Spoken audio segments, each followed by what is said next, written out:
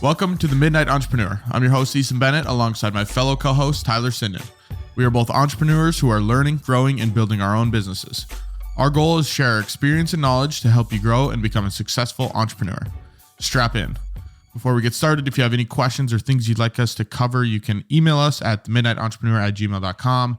And if you'd like to join our business Discord where we talk about wins, business problems, or general questions, shoot us a message and we will get you in there. Tyler, what is going on? It is a Sunday morning right before the kickoff of the NFL games.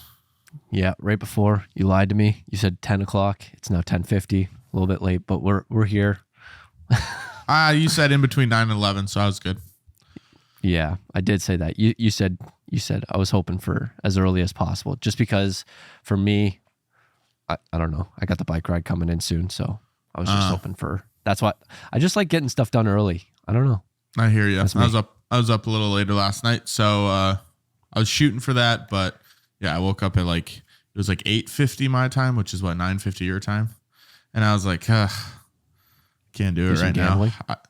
No, I was gonna go to the bar, and then my buddy was there, and then I was like, nah, I'm just going to stay in. So I watched some Suits. It was a good time. Classic. Yeah, did you ever finish that series? No, working on it now. I think I'm almost season 4. I think I've watched it at least twice, maybe 3 times. And I always get to about season, I don't know which season it is, but it's like a season or 2 before it actually finishes, and I just never make it. Yeah. I don't know what it is.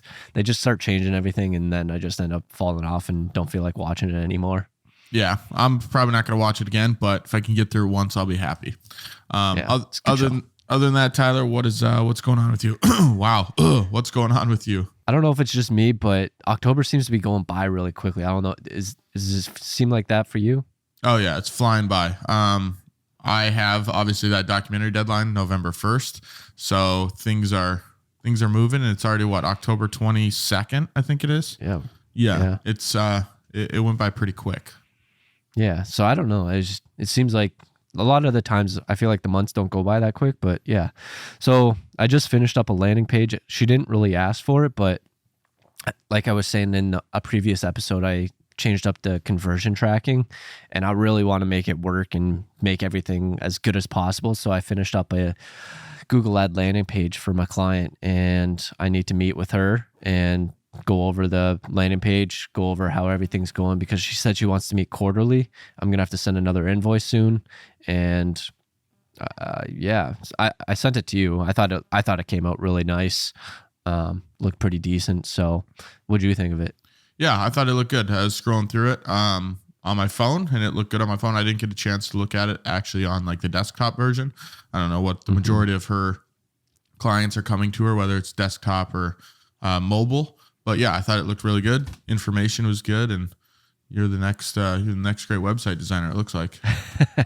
Yeah, had quite a bit of help with AI and writing content, and I was creeping a lot of other ads and just looking at their landing pages, taking their copy, putting it into an AI and being like, hey, rewrite this. Yeah. So that's how I was getting a lot of ideas, and I think it came out pretty good. So yeah, I was able to get that done. And I don't know if you have this. Yeah, you do have this on yours. I'll just say the other one. My YouTube grind continues. I had a meeting with, there's been an Arete group that someone formed where she wants to get better and have more accountability with social media posting. So that was my second time meeting with them, but I missed the other weekly meeting that they had, but I'm not sure if I'll go every time. But we met, and I just want to make sure I'm staying consistent with everything. So like I was saying before we started, I was filming a little bit of YouTube videos this morning, and it's just trying to find time throughout the day to make sure that I'm getting my recording in and trying to stay consistent with YouTube. I'm doing really good with short form content. It's just I don't come up with ideas till the day of, so then I gotta kind of just scramble and get it done the day of. So yeah. Hey, that's it's better than nothing though. It's true. As long as I'm staying consistent, I haven't missed a day. I don't know when we started that challenge, but the challenge continues. The 30-day challenge. Yeah, I think it was the beginning of August, or maybe like August 7th or 10th or something like that. So rocking out 2 months, over 2 months. Yeah, doing good. Thank you. Yeah, and then your last, I don't know, you got a beeper there.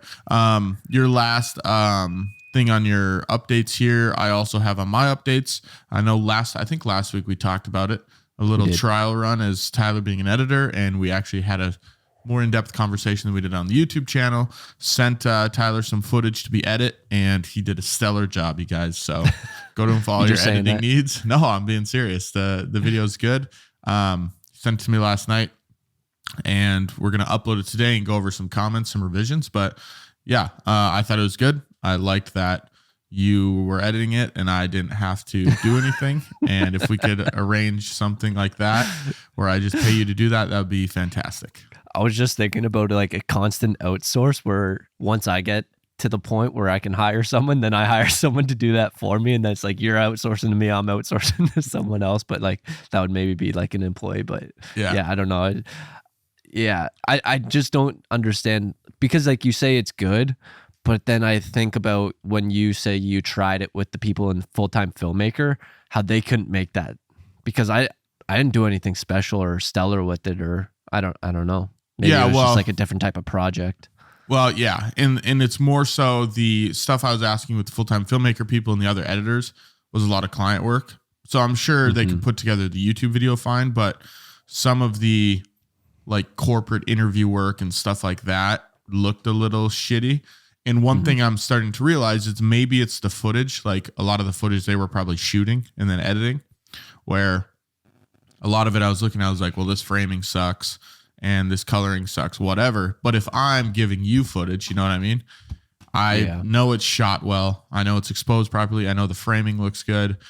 If I have to do the coloring at the end, that's fine. But yeah, I think that was maybe the issue. After seeing you working with my footage, it obviously looked more so how I'd want it to, but that's probably just because I shot it. Yeah. So when you were trying it with the Full-Time Filmmaker, they were using their own footage? Well, I didn't really give them a test run. It's more so, hey, send me your portfolio and let me see the work you did. Oh. And then when they sent me the portfolio, I was like, this stuff isn't super special, you know? Like this isn't anything crazy. And obviously the video you worked on is a YouTube video. It's not like it's, you know, creating some 4-minute Nike documentary, whatever it might be. Right. But even if you could take a little bit off the plate and it's easy stuff like that, that helps. Yeah. Happy to help out. Yeah. And maybe we'll put a link in once we have this video complete. We'll put a link in one of these podcast descriptions. You guys can see how Tyler did. They see it and they're like, Issa, what are you talking about? This sucked. Like, oh, never mind that. This is extremely average. Yeah. I'm like, well, that's what I'm looking for. We just need average around here. Just trying to get it done. Yeah. Take stuff off your plate. Exactly. So yeah, that's going well. Hopefully we can figure out a way to do that moving forward, as well as the other stuff you're doing with the ads and the landing pages, that kind of fun stuff. So stay tuned for more updates on that. A couple things on my end. My sister had a job interview with a company, and they're asking her a bunch of questions about digital marketing and all of this different stuff. And she doesn't have a ton of experience in it. So I told her, I was like, hey, you can do all that stuff for me if you want to get experience and practice with it. And she's like, yeah, send me the stuff over and I'll do it. So that might be something. I don't know if she's actually going to do it. I don't know if it's actually going to be worthwhile where it's something I'm going to want to be posting, but maybe it's some work, whether it's free work or just cheap work, because she doesn't know much and just needs that experience. That might be a little bit of a help on my end.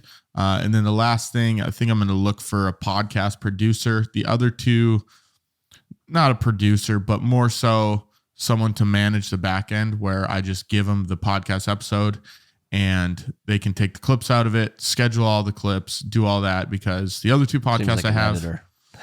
Well, the editing thing is I'm going to edit the podcast and I'll give them the link. I don't know if you've used Opus Clip before. I just found it. And basically you plug in your episode to this website, and then it cuts the social clips for you and puts captions on there. The only downside is there's not a ton of customizability. You can I don't know if that's a word. You can't customize it super well. Like you can't really move the text up and down. It's kind of in the middle of the screen, the bottom or the top. You can change the font and the color and the keywords and everything, but the platform's not perfect, but it's better than nothing. So ideally, if I can get someone to do that, pay him to schedule all the shit on social media.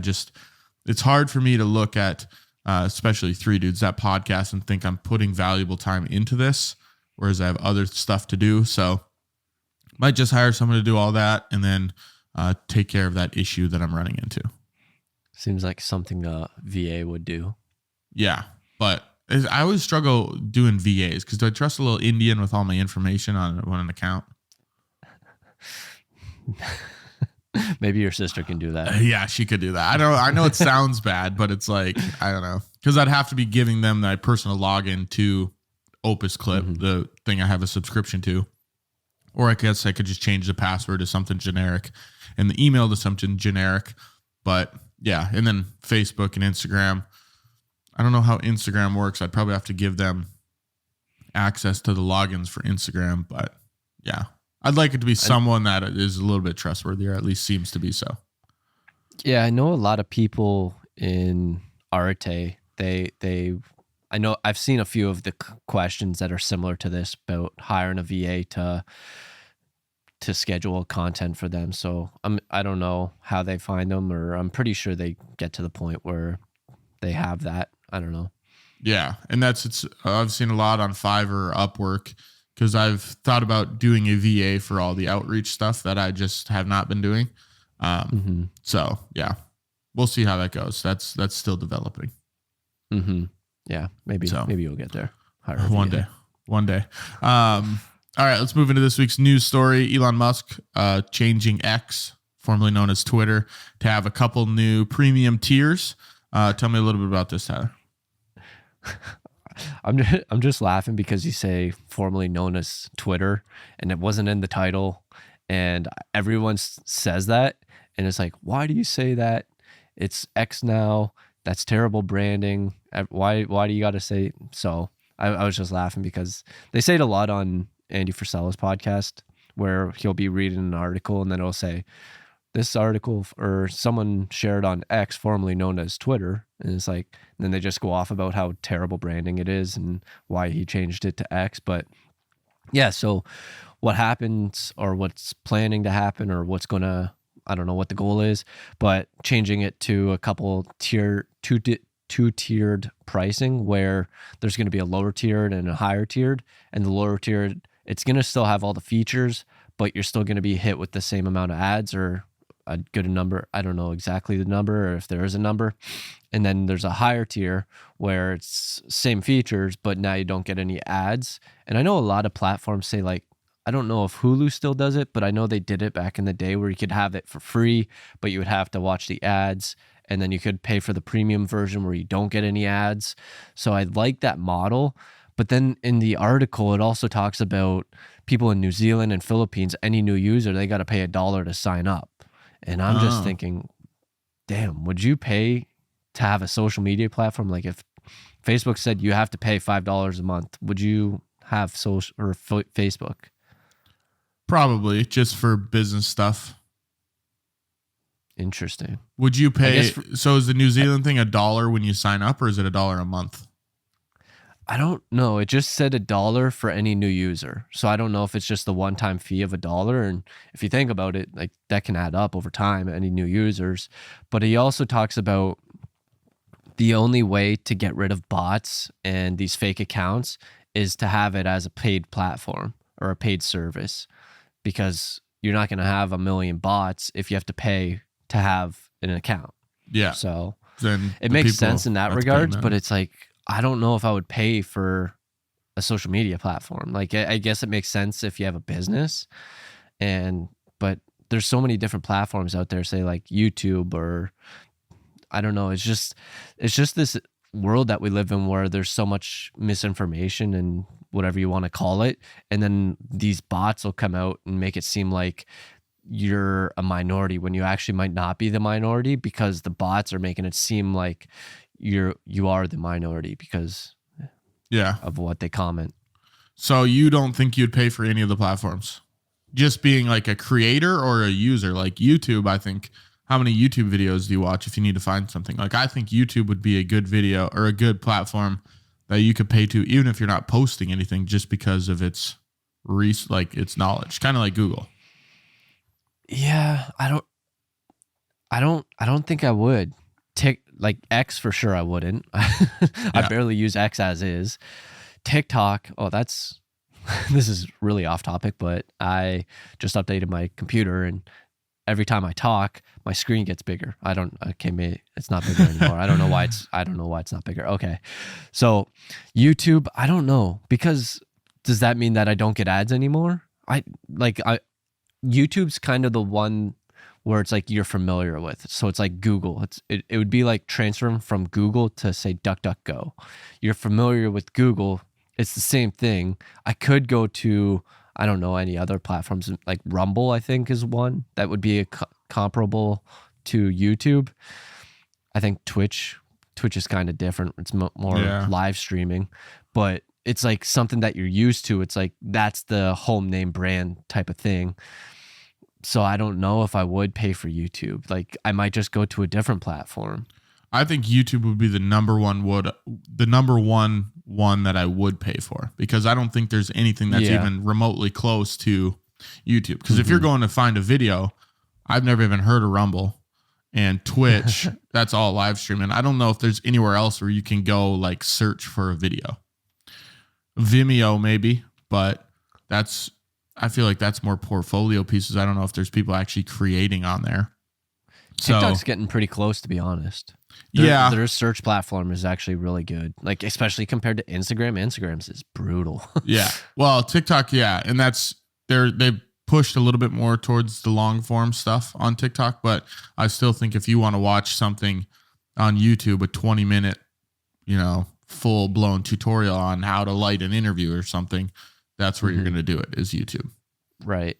I actually heard this the other day where YouTube Shorts is actually leading. I don't know if this stat's factual or not, but I heard it from someone in Arte where they said YouTube Shorts is leading the short form platforms. I believe it. Which is very interesting. I feel like it's so much easier to pop off on there. I was scrolling through the YouTube homepage and I saw you had one that had like 9.8K. Oh, really? Mm-hmm. I didn't even realize that. Yeah. I know I've had a few that just pop off and like you'll see like a week later it's getting views, and it's so random, but that's cool. Yeah. So I saw that and I was like, oh, sweet. But yeah, I mean, I remember which one it was. I don't. I was gonna click on it and then I started cooking. I was gonna click on it. I started cooking. But yeah, I'll see if I can go back and find. I'm sure you could find it. Just go to the one that has 9.8K views. Everything I ate before, during, and after my marathon. Yeah. 9.8K. Yep. There you go. So yeah, I feel like that's really easy to pop off. Going back to if I'd pay for a platform, I tried to go through the process of getting a verified badge on Instagram, where you pay whatever, and it was the worst thing ever. It took forever to get it, to verify me everything, and I finally just canceled it because I was like, this is the dumbest thing ever. So that, I don't know if I'd pay for the badge or anything. Maybe if I had 10,000 followers or something and I wanted it on there. But as of now, I don't think I'd pay for much unless it was YouTube. And then maybe, I don't know. Yeah, Facebook, I think I'm in the same boat where if I'm a creator and I'm potentially making money, then yes, I probably would. But if I'm not creating and my goal isn't to get to that point, I don't think I would. Yeah, because then it just becomes another Netflix or Hulu or something. Yeah, it kind of takes away the purpose and original purpose of the creation of these platforms, because Facebook was made to creep on your exes. I think that's what Mark wanted. But like Instagram was to show off your photography and connect with others. Yeah. And it just kind of takes away from that. And I don't know what TikTok's was, but TikTok's was just to share videos, I guess. Make you brain dead. It's working. To spend countless hours on. Yeah. So, but yeah, I don't know. It's interesting. We'll see if other platforms follow what X is doing, but for now, I don't think they're gonna. What? I said for now. It just seemed like you stopped. It seemed like you were mid-sentence and you just stopped talking. Kind of. For now, I don't think the other platforms are going to follow suit anytime soon, but we'll see where it goes. Yeah. It seems like a lot of the times the platforms have been following X because they originally started out with paying for the badge, and then Facebook and Instagram did that. And it's like, what else is Mark going to copy off of? And then they launch Threads. That's all he does is copy. It's ridiculous. Threads sucks, by the way. Didn't you say you love Threads when it first came out? I'm pretty sure you did. Pretty sure you were that guy. I don't think you have proof, so that's fine. You're definitely that guy. I keep getting, I don't know if you keep getting notifications. It's like, you gained 10 new followers on Threads. I'm like, okay. I get them all the time where it's like, so-and-so followed you because they joined Threads. I'm like, I don't care. Yeah. It's like, they're trying so hard to get Threads up. Yeah. It's like, no, not happening. Not happening, Mark. All right, let's go to this week's topic. We're going to be talking about complacency or something around that. We're not really exactly sure how to title the episode, so we'll figure out the title after we talk about what we talk about, and then maybe it'll change. But basically talking about, when you are going through the business journey, if you get complacent in that journey, whether it's you are focusing too much on the work and you're working too much and not celebrating the wins, or you're not grinding enough and you're kind of too happy about the wins. Is that where you see this episode going, Tyler? That's kind of how I took it. Yeah, in a sense. I know in Arte, they've talked a lot about, like Ed and Andy specifically, they always talk about celebrating the wins whenever they do come up, and they wish whenever they say if when they were back in the day or whatever, they wish that they celebrated the wins a little bit more often whenever it did happen. But then it makes me think, would they actually get to where they are if they did celebrate those wins? Because I feel like them celebrating those wins, it might have created complacency, and them not celebrating those wins and getting back to the grinding. It's like, oh, I hit that goal. Let's continue. Let's get to that next goal. Let's keep going. It just makes me think, would they actually have gotten to where they are today? Would they be further ahead? Would they be not as far ahead? Would they be that same person, or would they be in the exact same spot if they did celebrate those wins? They might have just been a little bit happier. I don't know. That's kind of where I always have this thought whenever I hear someone that's extremely quote unquote successful in these terms. They say that, and I'm like, would you be where you are? Because they're giving advice on stuff that they didn't necessarily do, but it's like, I wish I did this. So I don't know. That's something that always comes up. Do you ever think that? What do you think this celebrating the wins means? Like, what is that activity?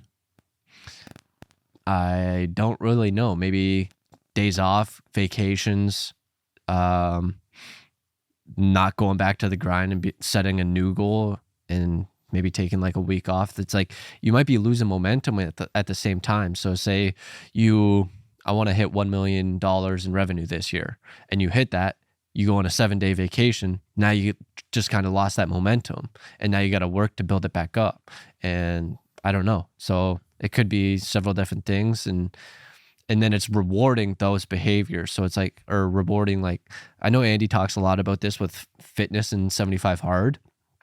Whenever you say complete 75 hard, at the end of 75 hard, you go and eat a cake.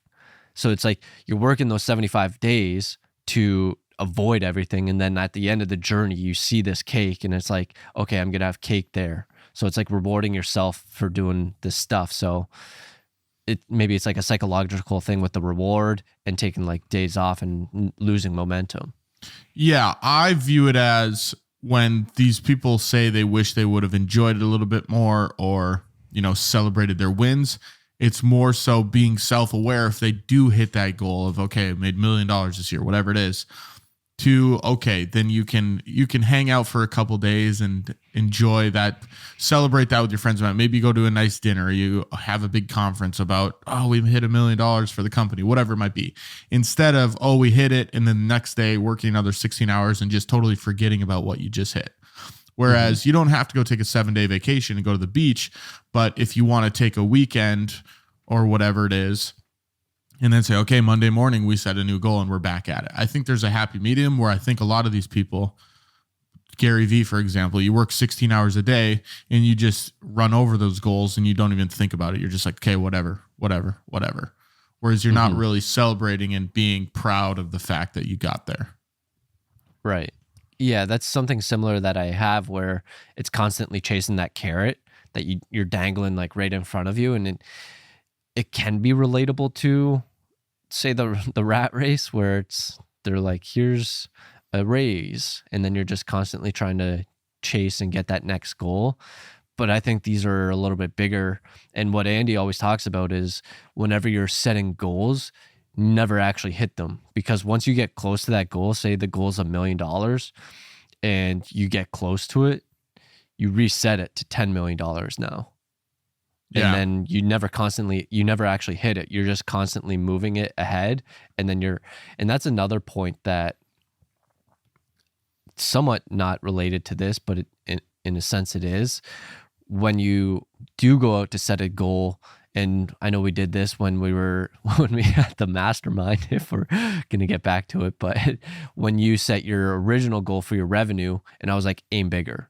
And then it changes your mindset, because if you have a goal of hitting, say, $100,000 this year compared to, say, hitting $1 million a year, your actions and your approach is going to be completely different. Because for me, I might only need a small raise, whereas to get to $100,000, where if I want to get to $1 million, I have to go a completely different approach. I'm not going to get it $900,000 raise or whatever it might be. So it's completely different approaches and different mindset, where it's like, okay, what am I going to do? What are the actions and what is the value I'm going to be able to provide to be able to get to $1 million? Yeah, I was going to disagree with you until you brought up that point, and then you made me flip sides. When you were talking about, never let you hit the goal, I like being able to hit goals. Like if we use, for example, like YouTube, let's say this year I hit 1,000 YouTube subscribers, and that was always the goal for the longest time. But it's like you hit it, and then you should feel, once you hit one of those goals, you should be able to be like, awesome, I hit that. Like I did it. But if I was to get to, 900, and then I'm like, screw it, let's do 5,000, Yeah. Then you never really reach that point of fulfillment where you feel proud. So that's the only issue I see with it. But I do like on the flip side where your mindset changes. Like I think at the beginning of the year, I said 250K, and then you're like, well, why not 500?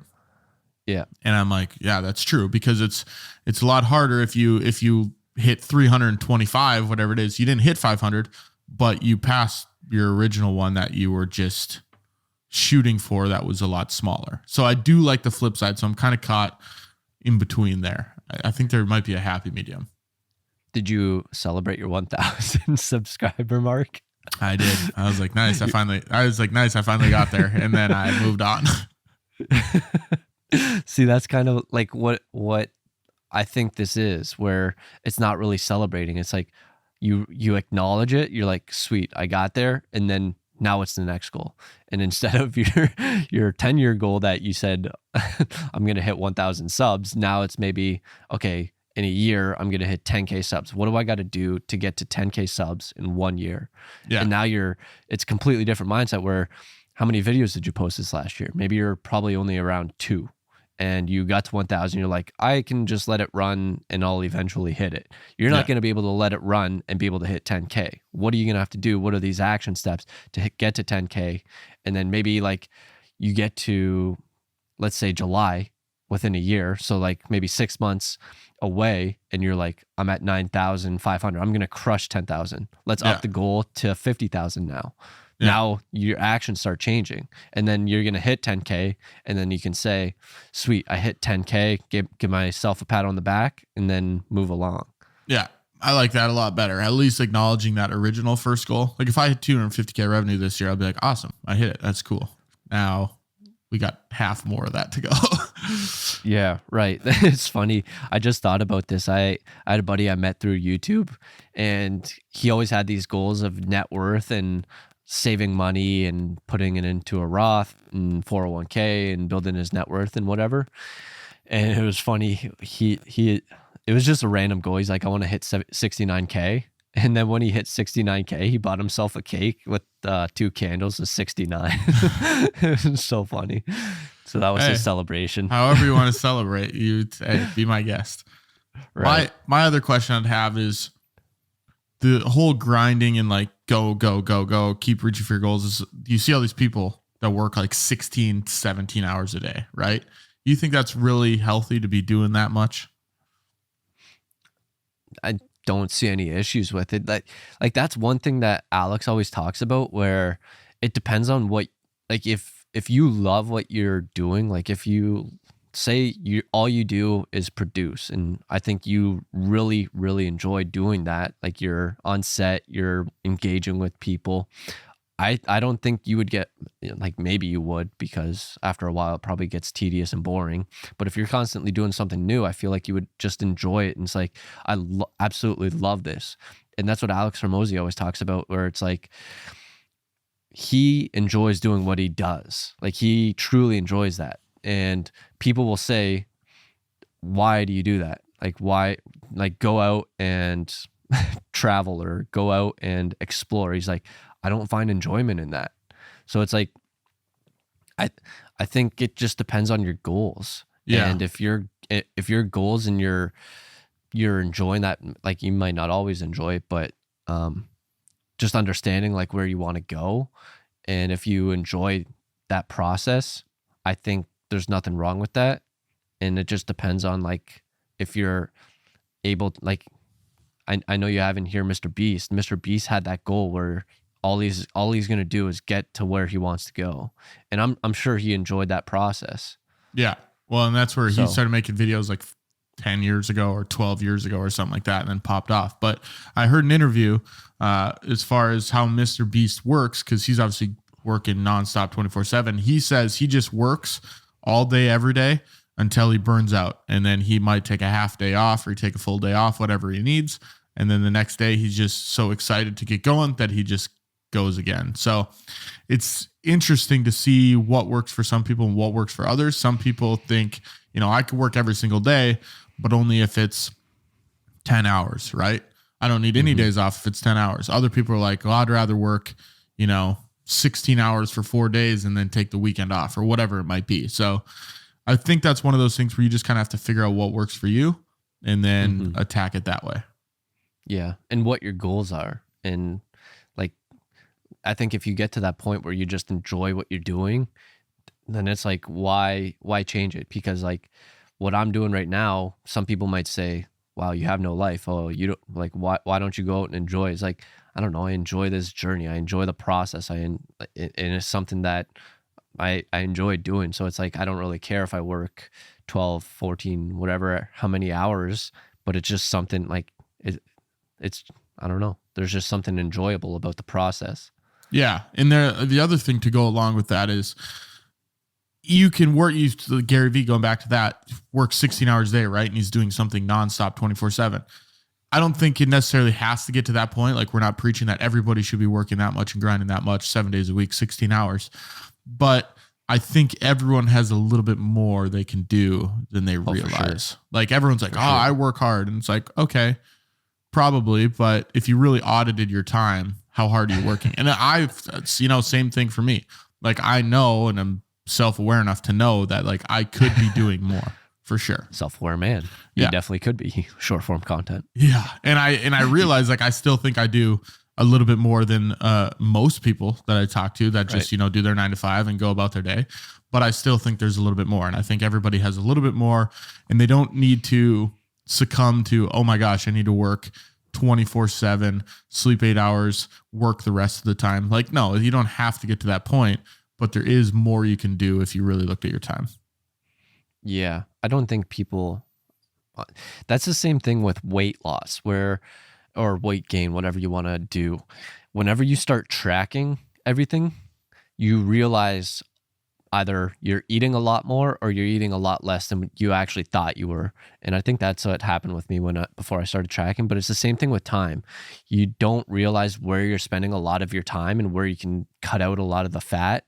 And once you do, say, audit your time, you become a lot more self-aware of exactly like where your attention is going. Because like so many people, like I know for a fact when I first downloaded TikTok, I was spending, I think my screen time was up around 7-8 hours a day. Yep. Like think of how much time that I would be able to cut out if I didn't have that, if I spent that time elsewhere. Yeah, it's ridiculous. I think, and just to give a little bit of information to our people, If you are, there are some apps that you can actually track your time. I think Toggle is one of them, Toggl. You got to track that manually, though. Okay, that's the one I've heard. But I know also Google Calendar, if you're putting things in your calendar like to a T of actually what you're doing and it's actually accurate instead of just like throwing it in there and loosely going by it, they do give you a little bit of analytics on one of the side panels that shows you like 33% of your time is meetings, 70% of your time is sleep, whatever it is. But then you do have to manually input like 70% of your time is sleep. But maybe even if you do it for like a week, if you downloaded Toggle and you're like, I'm just going to track every minute of my day for a week and really see what my average. So, close as you can get to it. Then you can kind of get an average of what you're doing with your time. Yeah, if you are on a computer too, I know someone I was working with, I don't know exactly what she was using, but it basically tracks the websites that you're on, and then it's another way of tracking your time. And like I know with iPhones they have the screen time, and like if you're on your phone a lot, you can just look at that. And I know that's something that I've become aware of, and I try.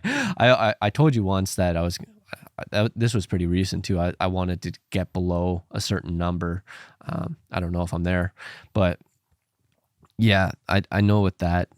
But like, I think tracking every 15 minutes to see where your time is at and just where you're spending it, because it can go away pretty fast. Yeah. And yeah, because that's one thing like you said, my phone screen time was like 7 or 8 hours, and now it's down to I think 2 hours, in between 2 and 3 a day, which is shenanigans on that. Is that my screen time's 2 to 3? Yeah, I think it's about 2 to 3. That's what it's been at recently. Every time I look at it, it's like I think it's like 2 hours 37 minutes. It's like 10 in the morning when I look, but it's 2 to 3 to me. So yeah, I just keep those numbers going. We just don't look at it before I go to sleep. Yeah, that's a bad time to look at it. But yeah, we're getting a little bit off topic from what we were talking about. But Tyler, you got anything else as far as, we kind of talked about the carrot analogy. That's one thing we wanted to get in there, hitting your goals. Anything else you kind of want to touch on? Yeah, it's tough for us to really say what the right thing to do is, because we are in the process of going through this. So it's like, so it's maybe just documenting like what we currently do, and then maybe we can look back on it and be like, oh shit. Yeah. So when you hit 100K for your business, did you celebrate? I don't even know if I did. I think just internally I was like, that's sick. But I don't think I told anybody, because at that time we've talked about this before on the podcast, where no one wants to have a conversation about money, and you don't want to be like, oh, I made 100K this year. You know what I mean? Yeah. So I don't think I really celebrated. I didn't do anything spectacular, like get a 100K cake or tell anybody, but I think internally I was pretty excited. Yeah. So I guess for me in the process right now, like for my one of my goals was to get my first client, and I did celebrate in a sense where I got new beats. Yeah. And then I have new goals coming up that I'm not really making good strides towards, but I don't know if I will hit them, or I don't know if I will celebrate when I hit them. Yeah. So I guess we'll see when we get there. But yeah, I guess it doesn't even really have to be like anything crazy when you do celebrate, because I think it's more of a reward as opposed to celebrating, because I did write out my quote unquote reward for hitting that next goal that I do have. Yeah. It was an iPad. There you go. Get an iPad. What do you want to verbalize your goal on here, or do you want to save it? It was $10,000 per month in profit. Okay. Yeah. There you go. Yeah. Not 150K in profit like that one. Yeah. So I got some ways to go, but yeah, that's the goal. And I don't know if YouTube's going to be the way to get there, but I think so the quote with Steve Jobs where you can't connect the dots going forward, but you can connect the dots going backwards. I'm trying to think in the future, like with what I'm doing right now. And when I think about the documentation of the process of the Ironman, I'm thinking that this could potentially open up different routes that I might want to go, maybe like a nutrition coach or a Ironman coach or performance coach, whatever it might be. I think this might open a lot of different avenues. And I don't know if you've heard of Nick Barr, but I've been watching a lot of his videos where he was documenting him training for an Ironman, him doing marathon training. And then I didn't realize it, but he actually owns this supplement company, BPN. I've never tried their products or anything, but I just thought that was really cool because in one of the videos I saw his building and I'm like, So I just think like if I'm able to build a following from this, and then once I have that personal brand, I can potentially branch out into different avenues where, connecting the dots going forward can be tough, but looking backwards, I might be like, I'm happy I did that. Getting ahead of the curve. Trying to. Like that's one thing that I heard with Alex Hormozy on a podcast where it was like, I don't know, what would you give yourself advice 5 years ago or 10 years ago? And basically what he said is just start. And he's like, that's pretty much what I'm doing. Like if I ever want to start something, I need to start it now because that's the best time to start it. Yep. Actually, like 5 years ago was, but yeah. If you're doing YouTube if I didn't for 5 start it, years, then now I got to do it. Exactly. Because it's like, imagine if I was staying consistent. So I originally wanted to start. So a little story getting off topic here, but imagine I stayed consistent. I was probably around, I'll guess 19 or 20, 19 to 21, somewhere in that range.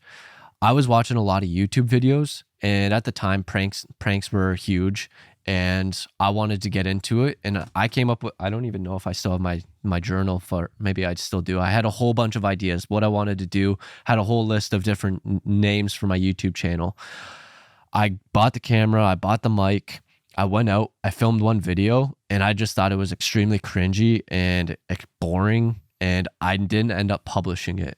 And I'm really upset that I didn't do that and follow through. And imagine where I would be right now if I started that. That was 10 years ago. Where I would be right now if I started it and stuck with it. You'd be like Big Dawes. Have you seen that guy? He was one of my inspirations. Yep.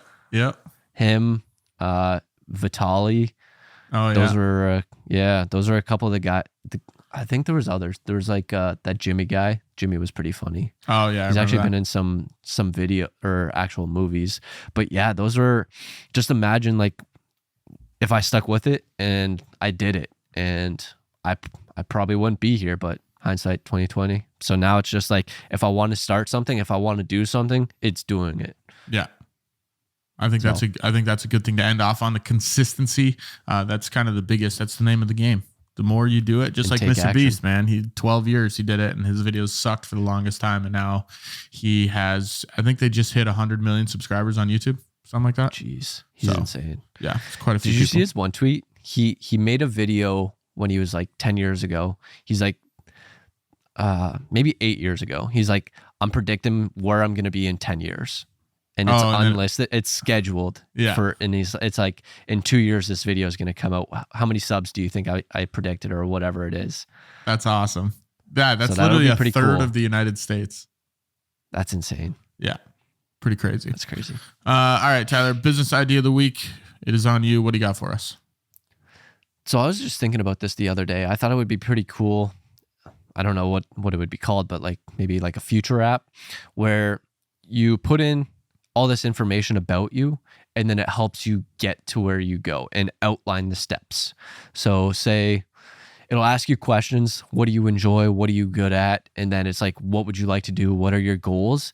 And then it formulates a plan for you. So it's like, I'm really good at videography, photography, marketing, whatever it is. And then you go into the next step, and then it comes out with a plan, and it says, this would be a really good starting point for you to be a videographer. And then it's like, okay, I'm going to take that route. And then it gives you like a detailed outline of what you need to do. It's like, okay, you can get some beginner stuff, and then maybe it'll have like a detailed plan. It'll be like, go outside and shoot 5 artistic shots, and then come back in, edit it, and then just try and do that. And then it's like, maybe go to 5 different businesses, go and say, hey, I'd like to shoot 5 free videos for you, or whatever it is. So it's just outlining a path to success for you.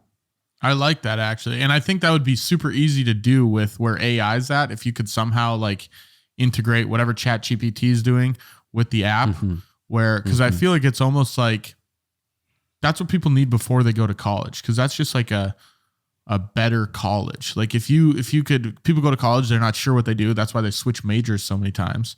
But if they could say, here's what I'm good at, here's what I like to do. And then maybe it gives you a list of 10. And then you're like, okay, let's try this one. And it gives you an outline. Okay, here's the steps you need to take. And then almost like tasks, like you're in a course. Like if you're in a college course and they have you do homework, instead of doing that, they're giving you real world tasks to do. Like you said, you know, call up 5 businesses and say, I'll do this for free. And then once you do that, you have to check that off before you get to the next task. You can't check it off until, and maybe there's some sort of proof thing where you have to prove it. Like, okay, here's accountability type of thing where it's like, take a picture or upload a photo of your calendar after you scheduled the shoots in or something, whatever it is. I think that'd be really good. Cause then people could say, you know, if it gives you 10 options, you could choose like, okay, well, there's a video. I like fitness, so I could go maybe some sort of fitness coach. How would I be a fitness coach? Maybe there's something down here. Maybe you want to be an author. Here's how you can start being an author, whatever it is, where it gives you a bunch of different ideas. And then if you really suck at something, you can go back to that first page and try something else. I think that's the big thing people don't do is they don't try enough stuff. Yeah. I think you got to do that early. I mean, you can do it whenever, but trying it out early, just trying and failing and seeing what you do like, what you don't like. And I think that's one thing. We had like career day where you go into a career or an office with, say, one of your family members to see what they do, and see if you like it. And I think that's a good idea to just like test it out to see if like that's something that you would enjoy. Yeah, I like that. I think that's one of my favorite ones you've spit out on this podcast, Tyler. Sweet. Yeah, I was just thinking like another thing that you could do is like, where would you like to go? What profession would you like? Would you like to be an entrepreneur? Would you like to be a doctor or a lawyer? Yeah. And then it's like, maybe I want to be a doctor. It's like, okay, how old are you? And it's like, okay, this is what you should do. This is the classes you should take. This is what you got to get on the MCAT. This is what universities to apply to. These are some of the top ranked universities. This is what you can do. And I think it could just outline like basically your future. It takes away the whole who you know. What you know is who you know. So it's like if you didn't have a list of the top universities and like here's what you need to get in, you could obviously do that research on your own. And it's a lot of Googling. But if it just pops up for you, if you're like, oh, how do I be a doctor? Okay, well, I got to get an MCAT, this on my MCAT. So, well, what do I have to study? Instead of Googling that, it's like, well, here's what you need to study. Here are the 5 books. You know, here's a recommended studying plan. You know, maybe it's an hour here and then half hour studying and then an hour on the next chapter, half hour. I really like that. It's a good idea. I like it too. Good. Let's implement it. Yeah. I think one of the things is like, how do you just like jump into this? Because I know a lot of people like they would have like, say an idea for this. And it's like, okay, now let's do it. Now let's implement it. Because like we have so many great ideas. It's just like, how do you take that action? Because like this doesn't seem like it would be profitable, you know? Maybe it's like going to Silicon Valley, trying to find investors. Yeah, profit on this. Maybe there's a paywall, you know, they give you the first little half of it, but if you want the full plan, you got to pay $10 to use it or whatever it might be, you know? I think you misunderstood, but yeah. Oh, what do you mean by profitable? Like what I think it's just taking the action. Like, how does someone just jump into that? Like, I feel like my brain right now, because like I don't want to quit. I'm like so stuck on that. Well, this specific one, you'd have to find somebody that could figure out how to get engineers. Yeah, you'd have to someone that can get like an AI to put it together. You could lay it out. You'd be more the visionary. Like, this is how I want it to be. So you'd have to find an engineer, someone that could put that together in an app form or a website form. It could even be a website. Then you'd have to find a, designer for the website or how it's going to look. But yeah, I think the engineer is kind of the biggest thing, but that all takes money. You need to find somebody that's willing to do that for like partnership. Right. Equity. Yeah. Because how does that work if you go to Silicon Valley and you pitch it? Can they just take your idea? Well, I was just saying because that's where like the hot spot was, and everyone would go there. And, I got a startup. I got a startup too. I got a startup. And it's like, all right, we're all failing. Yeah. Well, even if you find like an investor, there's so many local investors that you probably don't know about, millionaires in your cities or around you, that you could just go to them and just say, hey, I have this idea. It's going to take $500,000 to do. I'll give you 49% of it, whatever it might be. And then you say, will you back it? Or, maybe you find 10 investors that each give you $50,000, whatever it might be. So I think there are a lot of ways to do it. There should be an app that tells us how to do this. Right. Hey, I'm trying to build an app about the question that led to this app. Just problems on problems. Yeah, exactly. All right. Cool. All right. You got anything else, Tyler? No, I think that's it. Sweet. I thought it was a good episode. That's episode 59 of The Midnight Entrepreneur. If you have any questions you'd like us to cover or answer, email us at themidnightentrepreneur@gmail.com. If you found value in this content or found this entertaining, share this with a friend or post it on your story. And if you really enjoyed the show, we'd love a rating and review wherever you're listening. Talk to you guys next week for another episode of The Midnight Entrepreneur. Success breeds complacency. Complacency breeds failure. Only the paranoid survive. Andy Grove.